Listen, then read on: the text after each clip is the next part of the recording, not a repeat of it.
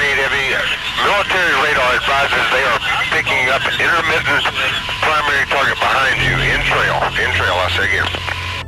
The Boeing 747 cargo jet is on a routine flight from Paris to Tokyo, cruising at 600 miles per hour at an altitude of 35,000 feet.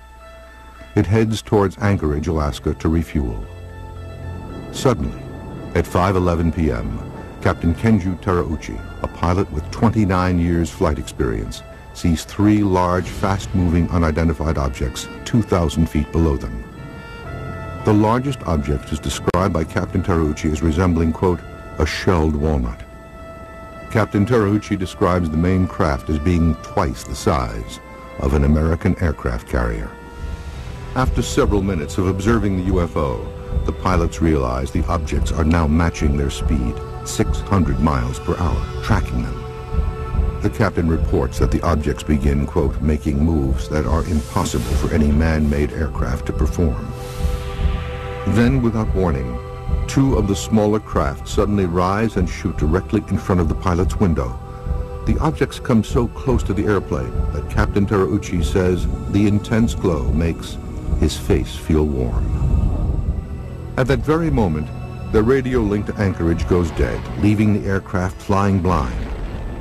A horrifying catastrophe is seconds away, but the UFOs rise and veer left.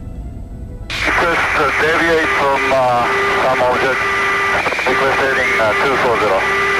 Spinner 1628 Heavy, deviations approved as necessary for traffic. It's quite a big, like a formation.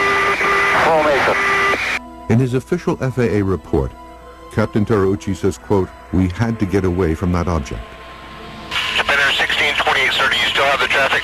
Disappear, Spinner 1628. Spinner 1628, I understand you do not see the traffic any longer? Okay. Moments later, an urgent message comes in from Elmendorf Air Force Base. The unidentified object now appears on their radar. Yeah, that's 1-2 again. We have confirmed there is a flight size of 2 around your 1550 squawk. One primary return only. Okay, where is he following him? It looks like he is, yes. Okay, stand by. The phrase flight size of 2 indicates that JAL 1628 has uninvited guests with possible hostile intentions.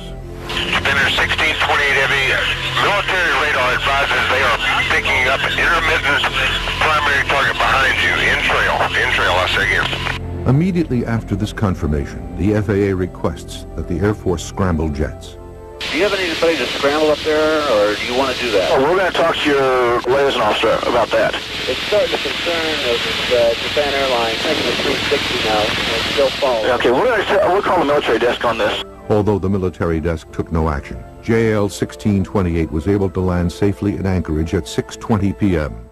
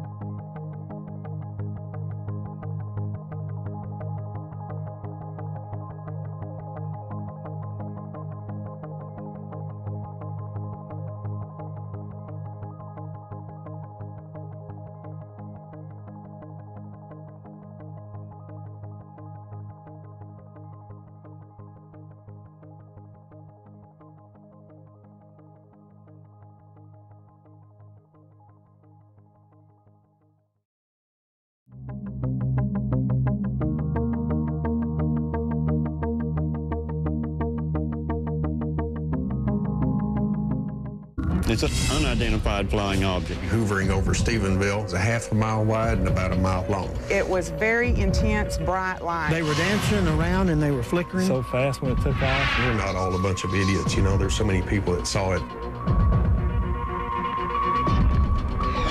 We're back. Angelina Joyner remains with us. She's in Stephenville, and here in Los Angeles, Dr. Seth Shostak. Joining us from Denver, Colorado, is Glenn Schultz, former U.S. Army radar system specialist. He used the Freedom of Information Act, by the way, to get the radar data relating to the skies over Stephenville and what might have been sighted. And in Austin is Robert Powell, Director of Research for the Mutual UFO Network. He also obtained radar data relating to Stephenville UFO sightings. MUFON, by the way, his organization, is sponsoring the 39th Annual International UFO Symposium later this month in San Jose. All right, Glenn Schultz, what do we know? Larry, what we know is that we got an excellent set of data from the FAA Fort Worth Air Route Traffic Control Centers, and we're very thankful to Mark, Connie, and Greg down there for doing a very, very good job. Gary, I think it is. And the data tells us? Well, the first thing we found, the question is, what did we find when we looked at this data? The first thing we found was we had 25 million words, 2.5 million lines, 10 words per line. We had the King James version of the Stephenville radar book. I want to repeat that. We had the King James version of the Stephenville radar book. And I'm not saying that facetiously or in jest. We had, in my estimation, after I looked at the quality of this data, which I spent the first 2 weeks doing, we had an unabridged, unedited, unadulterated set of excellent data, not touched by human hands, but the result and of... All right, Glenn, what do we know? Well, in a brief time we have, Larry, all I can do is refer you to what I hope we can do is show you chart 1, because that tells you volumes just with one chart, more than I could do in 10,000 words. Can you... All right, do we have the chart? There? I assume, do we have it? Okay. Okay, there it is. Okay. Do you see the complexity of that plot? Do you see the number of specks on that plot? Each one of those specks is a radar return. You're looking at probably 100,000 radar returns, and these are skin paint returns. These are not returns from beacons. These are unknown objects in the air that are returning a skin paint target to an antenna in Texas. Furthermore, you're looking at 2.5 hours worth of time there. So you're seeing a global view of what we found in this data from one antenna. And we had data from 5 antennas, so we were able to check book, chapter, and verse here against each other. What does it tell you, Robert Powell? By that question, Larry, do you mean what does it tell me in terms of just the raw amount of data? Do you think it reaffirms your feeling about UFOs? Well, the data itself doesn't, but once we interpret the data and analyze it, it reaffirms that a lot of what the witnesses saw is confirmed by this data. Okay. Could others look at the data and refute that? Well, I would say that Glenn and I have put in several hundred hours, so it would take someone a long time to try to refute that, and I don't believe that they would be able to.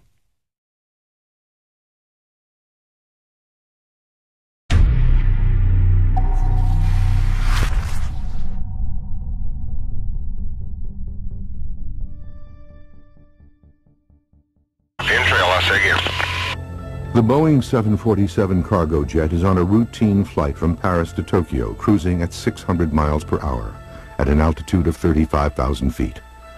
It heads towards Anchorage, Alaska to refuel. Suddenly, at 5:11 p.m., Captain Kenju Terauchi,